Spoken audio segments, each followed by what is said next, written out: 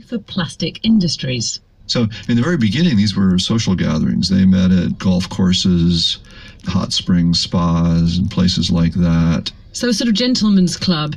Yeah, that's exactly it, very much so. Let some steam off and have some fun. But now the Society for Plastic Industries had more serious work to do.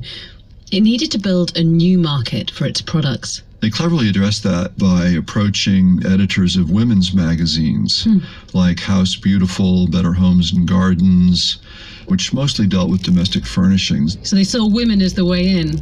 Women is the way in, because the American woman was regarded by businessmen as the great national purchasing agent.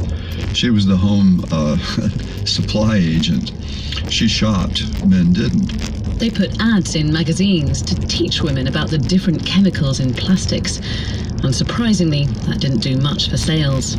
So they tried a different tactic. When little Ermintrude slops her vitamin C cocktail on the sofa and follows it up with a spread of marmalade on Mummy's new dress, it isn't necessary to beat the little darling to a pulp.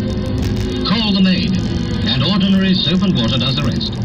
They produced adverts in magazines and on TV, where they promote plastics not as lab miracles, but as useful things to have around the house. Dress and upholstery are made of plastic vellum.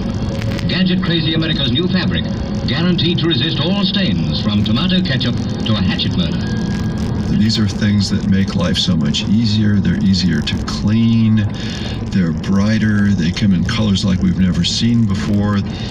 And they seem to be emphasizing hygiene, that everything could be cleaned with the swish of a damp cloth. And I like to think of this as damp cloth utopianism. And that was just the beginning. Now let's go to a little town in New Jersey where things are really popping. Yes, there's a party going on at Mrs. Betty Martin's house. What? They came up with ever more ingenious ways of marketing plastics. Take the simple plastic container with an airtight lid, developed by an engineer called Earl Tupper. And he realized that plastic was developing a bad name. And so he became associated with this PR person called Brownie Wise. And she came up with the Tupperware party idea. The girls get together and meet their old friends and make some new ones. Then there's a demonstration by one of the Tupperware dealers who lives in your community.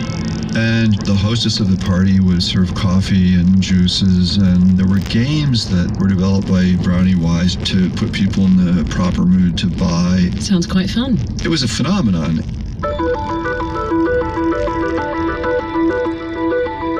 Tupperware was a hit, as were nylon stockings, Formica tables, PVC packaging, lycra bras and fiberglass chairs. The products were good, but more importantly, they were cheap. It was no longer just the rich who could buy them.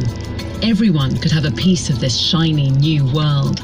Plastic products contributed to the democratization of stuff during the 40s, 50s, 60s. We're surrounded by more and more stuff than we used to have. That there was this flood of goods, and we wouldn't have all of this if it weren't for plastics. The plastics companies had found their market and, in the process, turned the countries they operated in into consumer nations. The industry was unstoppable.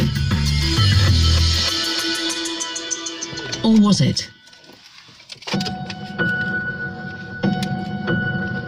Part 4. Pressure on plastics.